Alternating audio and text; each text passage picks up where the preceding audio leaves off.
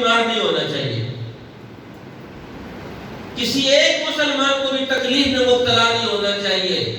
اسلام دنیا میں امن کا دین بن کر آیا، اطمینان کا دین بن کر آیا، صحت اور عافیت کا دین بن کر آیا، یہ تو بیماریوں سے نجات دلانے والا دین بن کر آیا۔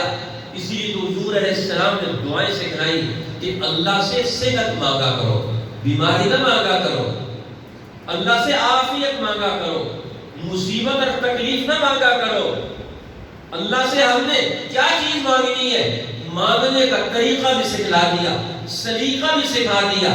اسی لیے فرمایا کہ تمہاری ذمہ داریاں کیا بنتی ہیں کہ تم اللہ سے صحت مانگو، اور جس مسلمان کے پاس جاؤ تو فرمایا اس کی صحت کی امید لے کر اس کے پاس جاؤ، اس کی حیات کی نا امیدی لے کر مت جاؤ۔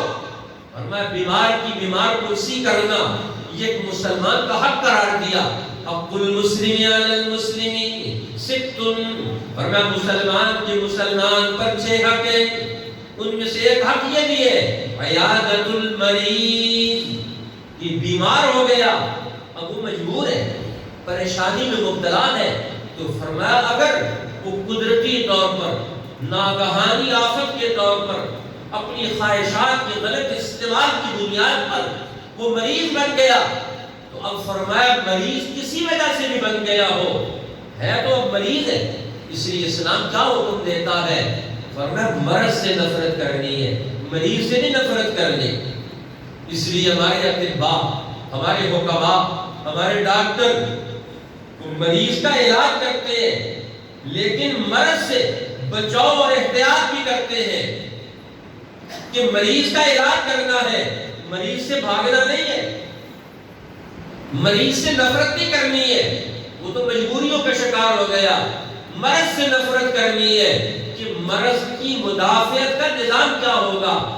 اب قدرت نے، اللہ جل جلالہ نے رمضان المبارک کا پورا مہینہ ایک مسلمان کو قوت مدافعت پیدا کرنے کا پورا سامان دیا، جسمانی اور روحانی دونوں اعتبار سے، کہ ایک مسلمان اپنے اندر قوت مدافعت پیدا کرے، دنیا کے حالات اس کے قدموں کو اپنی جگہ سے نہ ہلا سکے، نہ اس کے ایمان کو ہلا سکے، نہ اس کی صحت جسمانی کے اعتبار سے اسے دنیا میں مفلوج بنا کر دنیا کی قوموں کے سامنے اسے ڈال سکے۔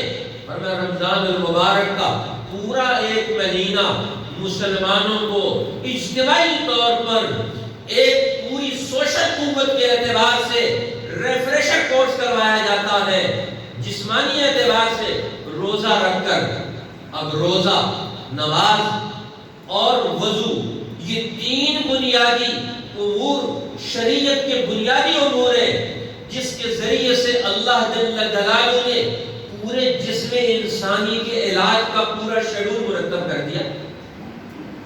اب ایک مسلمان روزہ رکھتا ہے، روزہ رکھنے کا مطلب کیا ہے کہ اب اپنی مرضی سے اس کا کھانا پینا بند، کلوا واشربوا، کھاؤ اور پیو، کب تک؟ رات کے وقت میں اجازت دے دی، لیکن جیسے ہی صبح کی سفیدی طلوع ہوتی ہے، حتی یتبین لکم الخیط الابیض من الخیط الاسود من الفجر، فرمایا اب اس وقت سے لے کر رات کی تاریکی تک اب تمہارے اوپر پابندی عائد ہوگی۔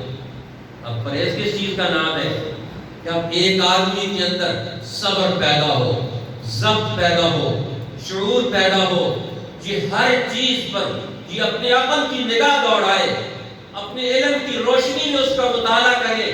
پورا دن روشنی کے نام ہے، اور روشنی میں انسان حقائق کا، چیزوں کا مطالعہ کرتا ہے، مشاہدہ کرتا ہے، ان کے بارے میں غور و فکر کرتا ہے، اپنے اندر معلومات جمع کرتا ہے، اور پھر ایک وقت میں آ کر اپنی معلومات کو اپنے ارادے اور عمل میں ڈھالتا ہے۔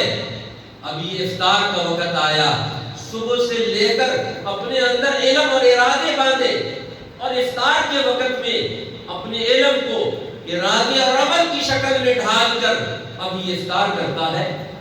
اب دن کے پورا دن کا وقت اللہ نے مسلمان کو روزہ رکھ کر ہر چیز سے رکنے کا حکم دیا. کھانا پینا بند. کیوں؟ اندر کی مشین کام کرنا شروع کرے، یہ اپنے کام میں آزاد ہو جائے. جب اندر کی مشین اپنے کام میں آزاد ہوتی ہے تو وہ صحیح کام کرتی ہے، کیونکہ وہ نیچر کے تحت ہے، وہ قدرت کے تحت ہے. کہ اندر کا پورا نظام اللہ نے اپنی قدرت کاملہ سے چلایا ہوا ہے. یہ روح کی قوت سے چلتا ہے، اور روح کی قوت اللہ کے امر کے تابع ہے. اس لیے انسان کے اندر ساری چیزوں کا حاصل کیا ہے؟ انسان کے اندر قوتیں پیدا ہو، طاقتیں پیدا ہو. اور قوت اور طاقت پیدا ہو جائے، اسے کام نہ کرنے دیا جائے تو نتیجہ کیا نکلے گا؟ وہ قوتیں اندر بلاسٹ ہوگی، اندر پھٹے گی، اور اندر انسان کے اندر طوفان پیدا ہوگا. یہ طوفان اندر کا جو پیدا ہوگا اسے کون روک سکتا ہے؟ شریعت نے پورا دن روزہ رکھ کر انسان کی باڈی کے اندر کی قوتوں کو پوری آزادی کے ساتھ کام کرنے کا موقع دے دیا. اس کا دل بھی کام کرتا ہے، اس کا دماغ بھی کام کرتا ہے، اس کا معدہ بھی پورے دن میں 12 گھنٹے کام کرتا ہے، اس کی آنتیں بھی کام کرتی ہیں، اس کے پھیپھڑے بھی کام کرتے ہیں، اس کی ہوا کی نالیاں بھی کام کرتی ہیں. ہاں، صرف باہر سے آپ وضو کر سکتے ہیں، جسم کو آرام پہنچا سکتے ہیں، پانی ڈال سکتے ہیں، باہر سے جسم کو تیل کی مالش کر سکتے ہیں، اندر کے نظام کا تعاون کر سکتے ہیں. اس سے روزہ نہیں ٹوٹتا. لیکن اندر کو چیز داخل کریں گے روزہ ٹوٹ جائے گا. کیوں؟ کہ آپ نے انٹرنل سسٹم میں مداخلت پیدا کر دی، اپنی جسمانی صحت کو آپ نے رکاوٹ میں ڈال دیا. تو روزہ رکھ کر شریعت نے، اسلام نے انسان کی باڈی کے اندر کی قوتوں کو متحرک اور فعال بنا دیا کہ کسی مداخلت کے بغیر کام کرے. اور آج اتنی بڑی مداخلت پیدا ہو جائے انسان کی باڈی کے اندر، اتنی بڑی مداخلت انٹر کر دی جائے، داخل کر دی جائے. دنیا کا کون سا مذہب اس کی اجازت دیتا ہے؟ روزہ یہ صرف اسلام کا حکم نہیں ہے، یہ تاریخ انسانیت کا حکم ہے. آدم علیہ السلام سے لے کر آج تک جتنی معروف انسانیت ہے، دنیا کے ہر مذہب میں، ہر صحیح تہذیب اور ثقافت میں، ہر صحیح علم اور اس کی حکمرانی کو قائم کرنے والی عقل مند قوتوں نے دنیا میں ہمیشہ روزہ رکھنے کو شریعت کے اعتبار سے، عقل کے اعتبار سے، انسانی زندگی کے تقاضوں کے اعتبار سے لازمی اور ضروری قرار دیا ہے. کہ دنیا میں بد تہذیبی کا یہ 21ویں صدی کا دور پیدا کیا گیا جس نے دنیا کی ساری قوموں کو ہاٹ پچھاڑ میں مبتلا کر دیا. دنیا میں آج دنیا کی سائنسی ایجادات جن بے رحم ہاتھوں کے اندر موجود ہے، جس کا دنیا کی قوموں نے نوٹس نہیں لیا تھا، جس کا دنیا کے عقل مند طبقوں نے نوٹس نہیں لیا تھا، جس کا دنیا کے حکمرانوں نے نوٹس نہیں لیا تھا، جس کا دنیا کے اہل علم نے نوٹس نہیں لیا تھا، آج دنیا کے ہر فرد کے دروازے پر، ہر فرد کے ناک اور دماغ پر، ہر فرد کے منہ پر دستک دے رہا ہے کہ تم نے اپنی صحت کے تقاضوں سے دنیا کے ان ظالموں کی سرگرمیوں کا کیوں نہیں نوٹس لیا تھا، کہ آج تمہاری زندگی میں ان کی مداخلت ہزاروں میل دور سے کیوں ہو رہی ہے.